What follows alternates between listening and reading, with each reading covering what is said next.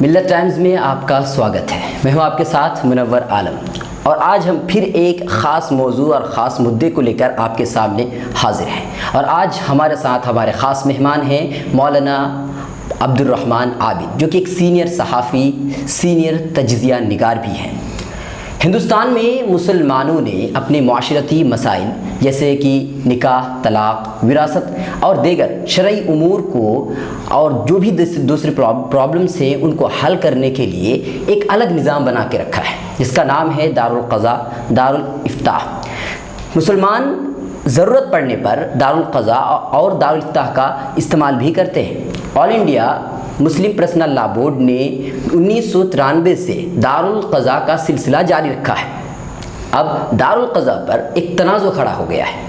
ہندوستان کا مین stream media کا الزام ہے کہ All India Muslim Personal Law Board Hindustan کے high court, supreme court, civil court پر یقین نہیں کرتے، بھروسہ نہیں کرتے ہیں۔ انہوں نے الزام لگایا ہے کہ All India Muslim Personal Law board شریعت کو لوگوں پر تھوپنے کے لیے دارالقضاء بنانے کا فیصلہ لیا ہے۔ بات دراصل یہاں سے شروع ہوئی جب آل India Muslim Personal Law board کے سیکرٹری ایڈوکیٹ ظفریاب جیلانی نے پی ٹی آئی کو انٹرویو دیتے ہوئے کہا کہ All India Muslim Personal Law board نے ہندوستان کے مختلف ضلعوں میں دارالقضاء کھولنے کا فیصلہ لیا ہے۔ تو یہاں پر ہندوستان کی مین اسٹریم میڈیا نے ہنگامہ برپا کر دیا۔ انہوں نے کئی طرح کے الزامات آل India Muslim Personal Law board پر لگائے ہیں۔ کچھ کا کہنا تو یہ ہے کہ ہندوستان کو پاکستان بنایا جا رہا ہے، کچھ کا کہنا یہ بھی ہے کہ ہندوستان میں طالبانی کرن ہو رہا ہے، لیکن کچھ کا کہنا یہ بھی ہے کہ All India Muslim Personal Law Board Hindustan میں رہ کر کے ہندوستانی عدالتوں کو اور اس کے جو بھی فیصلے ان کو ماننے سے انکار کر رہے ہیں۔ کیا یہ بات سچ ہے؟ ظفریاب جیلانی نے جو دارالقضاء کا لفظ استعمال کیا ہے، اس سے ان کا مراد کیا تھا، اور آخر میں دارالقضاء یہ ہے کیا؟ انہی مدعوں پر بات کرنے کے لیے آج ہمارے ساتھ خاص مہمان موجود ہیں۔ آپ کا بہت بہت سواگت ہے ہمارے ملت ٹائمز کے اسٹوڈیو میں۔ سب سے پہلے میں آپ سے سوال کرنا چاہوں گا کہ جس طریقے سے ہندوستان میں جو مین اسٹریم میڈیا ہے ان کا الزام یہی ہے کہ All India Muslim Personal Law board یہ جو کر رہے ہیں ان کا ہندوستانی ہائی کورٹ، سول کورٹ پر ان کا یقین نہیں ہے، اور دوسری بات ان کا یہ بھی کہنا ہے کہ ایک جمہوری ملک ہے اور جمہوری ملک میں ایک پرٹیکولر کمیونٹی کو اس طرح کی عدالتیں قائم کرنے کا اختیار کہاں تک ہے؟ دیکھیے، سب سے پہلی بات تو یہ سمجھ لیجئے کہ اس ملک میں مین اسٹریم میڈیا کے نام پر ایک تنگ نظر میڈیا نے ایک خاص مقام بنایا ہے، اور اس تنگ نظر میڈیا کا کام یہ ہے کہ وہ کمزوروں کو، غریبوں کو، پسماندہ لوگوں کو، دلتوں کو اور مسلمانوں کو ہمیشہ ہر موقع پر ٹارگیٹ کرنے کے لیے ایک مشن مہم کے طور پر چلائے ہوئے ہے۔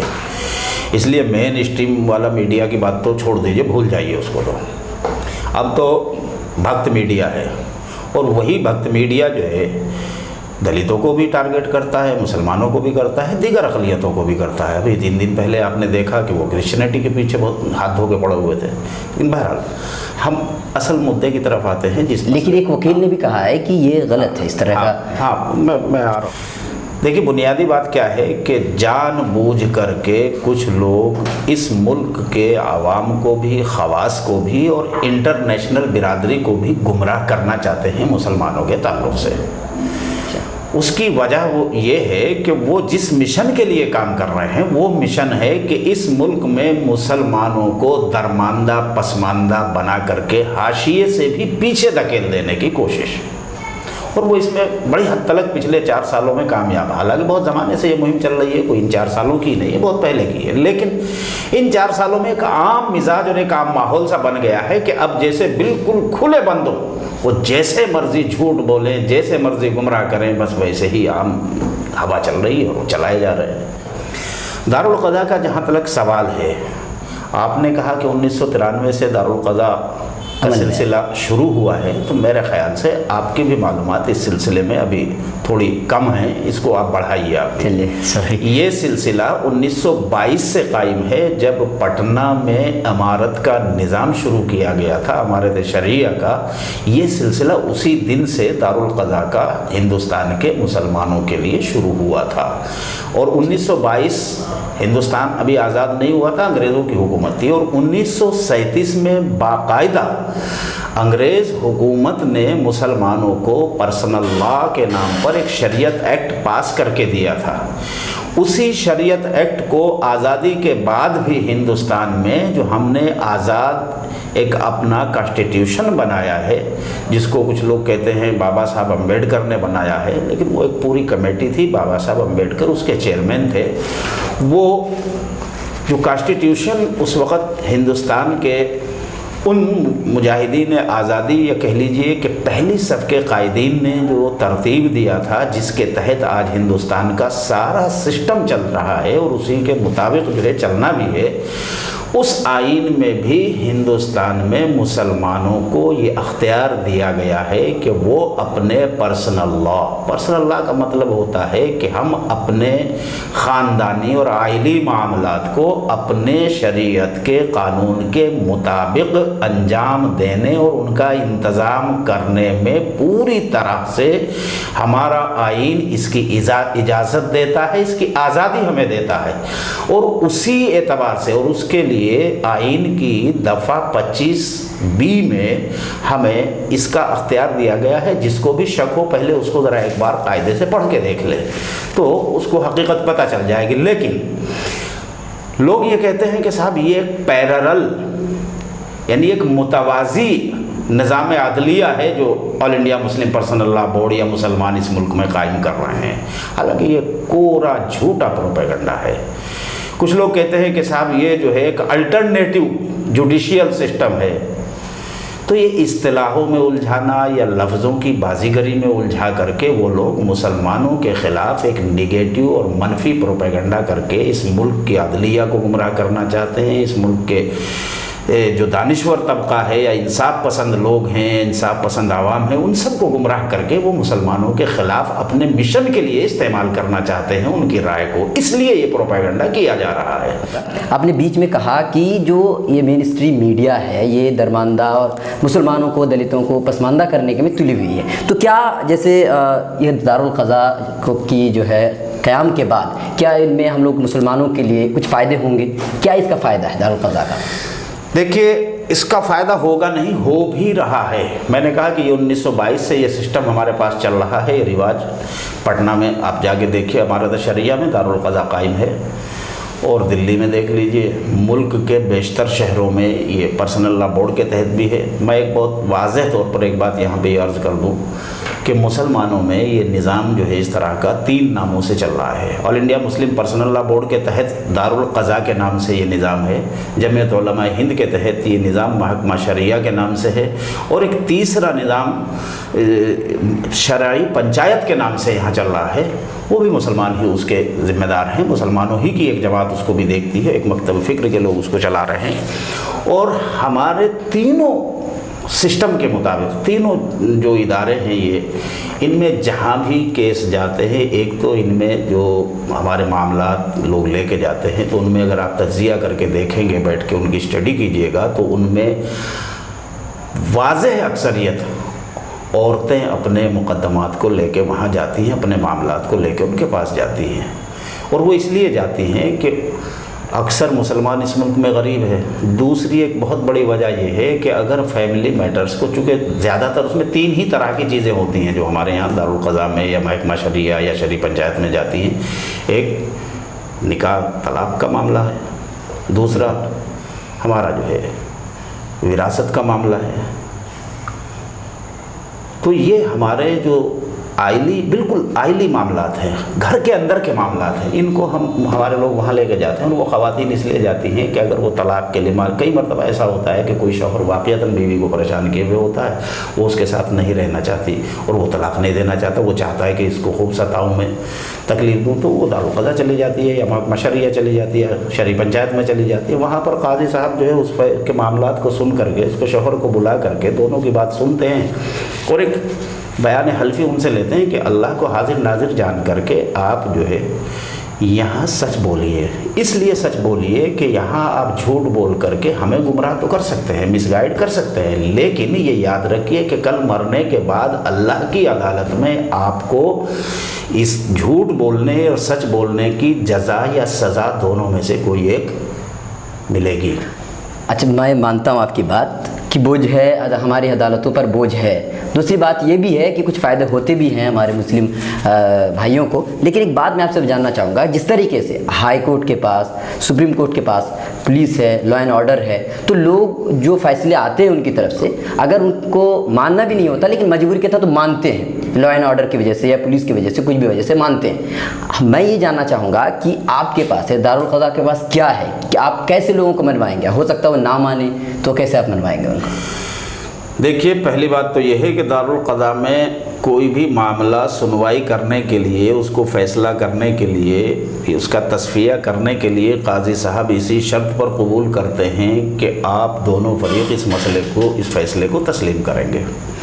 फिर भी अगर कोई एक, मैंने पहले भी जिक्र किया था, आपने शायद उस पर तवज्जो नहीं की, कि बाज़ मरतबा किसी केस में ऐसा होता है कोई फ़रीक उस फ़ैसले को नहीं मानता, वो सीधा अदालत में चला जाता है, अदालतें उस पर अपना फ़ैसला अपने कानून के मुताबिक देती है और उस फ़ैसले को मानना मजबूरी होती है। कई केस इस तरह के हैं कि मान लीजिए कोई शौहर जो है वो दारुल क़ज़ा के फ़ैसले को उसने समझा कि ये मेरे फेवर में नहीं आया, वो उससे मुतमईन नहीं हुआ, वो कोर्ट में लेके गया और कोर्ट में उसको इससे ज़्यादा सख्त फ़ैसला सुनाया गया, उसको इससे ज़्यादा मतलब और इसको नुकसान हुआ उससे। ऐसा कई मरतबा हो चुका है। तो मैं आपसे अब जानना चाहूँगा कि दारुल क़ज़ा की जो तश्कील होती है वो किस तरह से होती है? यहाँ पे जो काजी होते हैं वो उनकी तश्कील, दारुल क़ज़ा की तश्कील इस तरह से होती है कि बेशतर जो दारुल क़ज़ा में काजी हैं, जो पर्सनल लॉ बोर्ड के तहत काम कर रहे हैं, वहाँ के काजियों की तरबियत का 3 साल का कोर्स पटना में दारुल क़ज़ा में इमारत शरिया में होता है। यहाँ दिल्ली में जो दारुल क़ज़ा All India Muslim Personal Law Board के तहत है, उसके जो काजी साहब हैं उनकी तरबियत भी वहीं की है। और जो काजी हजरात इसके अहल हैं कि वो दूसरे काजियों को तरबियत दे सकते हैं, तो बाज़ जगह सूबाई दारुल क़ज़ाओं में भी ऐसा निज़ाम है कि वहाँ साल 2 साल हमारे उलमा रह कर के दारुल क़ज़ा के निज़ाम की तरबियत हासिल करते हैं। तरबियत का मतलब ये होता है कि उसके ज़ाब्ते और उसके उसूल और उसके तकाज़े वो किस तरह से, जो आलिम तो सारे होते हैं, पहले वो किसी भी मरकज़ी या कह लीजिए मुस्तनद इदारे के फाजिल होते हैं, आलिम होते हैं, बहुत मुमताज़ सलाहियतों के, उन्हीं को दारुल क़ज़ा में काजी की तरबियत दी जाती है। और वो लोग जब मंझ जाते हैं तरबियत लेकर के, उसकी सारी चीज़ें सीख लेते हैं, तो फिर अक्सर ऐसा होता है कि साल 2 साल के लिए उनको जो मुस्तकिल काजी होते हैं उन्हीं की निगरानी में एक मुईन काजी के तौर पर रख करके उनको पहले उनसे काम लिया जाता है। जब उनके काम की तरबियत और अच्छी हो जाती है तो फिर उसके बाद उन्हें किसी दारुल क़ज़ा में मुकर्रर कर दिया जाता है। ये तरीक़ा बहुत सिंपल सा है, इसमें कोई बहुत लंबी चौड़ी बात भी नहीं है। यही होना भी चाहिए कि आप जिस काम के लिए जिस आदमी को रख रहे हैं, पहले उसको उसके इल्म की पूरी नॉलेज मुकम्मल होनी चाहिए, उसके बाद उसकी तरबियत होनी चाहिए, और तरबियत हो गई अब उस काम का अहल है, वो कर रहा है। अच्छा, मैं अब जानना चाहूँगा, आपने जैसे कहा कि 1922 से दारुल क़ज़ा ये चल रहे हैं और काम भी कर रहे हैं, तो आखिर क्या बात है कि इतने दिनों के बाद इस पर एक मसला उठा, आज लोग हंगामा बर्पा कर रहे हैं। दूसरी बात, ज़फ़रयाब जिलानी साहब ने जो PTI से दारुल क़ज़ा का लफ्ज़ इस्तेमाल किया था इंटरव्यू देते हुए, तो उन्होंने दारुल क़ज़ा का क्या माना लिया था, और उन्होंने जो PTI वालों ने उन्होंने गलत कोट किया, जैसे कि उन्होंने कोट किया शरई अदालत। तो दोनों में फ़र्क क्या है? देखिए, दारुल क़ज़ा का मतलब आप भी जानते हैं, मैं भी जानता हूँ। दारुल क़ज़ा, दार के माना है असल में जगह के, घर भी कह सकते हैं आप, जगह भी कह सकते हैं आप। और क़ज़ा का मतलब होता है कि फ़ैसले करना। क़ज़ा के दूसरे माना भी होते हैं, मौत भी होता है एक माना, लेकिन यहाँ माने वो मौत वाले नहीं हैं, बल्कि यहाँ ये है कि किसी चीज़ का तस्फ़िया करना, किसी का फ़ैसला करना। तो ये फ़ैसला करने की जगह है, उसमें तो आप यहाँ बैठे हुए हैं इस वक्त, अगर यहाँ फ़ैसला कर रहे हैं तो इसको भी दारुल क़ज़ा आप कह सकते हैं। मैं आपसे ये जानना चाह रहा था कि मतलब इतने दिनों के बाद आखिर ये मसला क्यों उठा? लोग अब क्यों हंगामा जा रहे हैं? अब इतने इसलिए उठा कि इस वक्त वो एक कहावत है ना हमारे यहाँ के सैया भय कोतवाल तो डर काहेगा। इस वक्त फ़िरका परस्त लॉबी को, मुसलमानों और इस्लाम के दुश्मन लोगों को और तबके को ये दिखाई दे रहा है कि हुक्मरान तबका जो है वो पूरी तरह से उनका साथ है, उनका हिमायती है। वो जिस वक्त जो चाहे जुल्म व सितम ढाते रहें मजलूम लोगों पर, उनका कोई कुछ बिगाड़ने वाला नहीं है। जितना भी वो मनफी ज़्यादा से ज़्यादा कर सकते हैं वो करें, उनका फ़ायदा ही फ़ायदा, नुकसान कुछ नहीं होने। वो समझते हैं कि हम मुसलमानों को अजियत दे करके जो है कोई बहुत बड़ा कार नुमाया अंजाम दे रहे हैं। और मैं समझता हूँ कि ये उनका बहुत बड़ा पागलपन है। आने वाले चंद सालों के बाद उनको एहसास होगा कि वो अपने लिए नहीं बल्कि अपने बच्चों के लिए हिंदुस्तान को जहन्नम बनाना चाह रहे हैं। आपका बहुत बहुत शुक्रिया। नाजरीन, अब तक आप एक ख़ास मुद्दे पर बातचीत देख रहे थे। फिर हम मुलाकात करेंगे आपके साथ फिर एक नए मुद्दे को लेकर के, और इसी तरह की बातचीत किसी ख़ास मेहमान से होगी। तब तक के लिए हमारे न्यूज़ पोर्टल www.millettimes.news को देखते रहें और ताज़ा तरीन ख़बरों से महसूस होते रहें। तब तक के लिए दीजिए इजाज़त। शुक्रिया।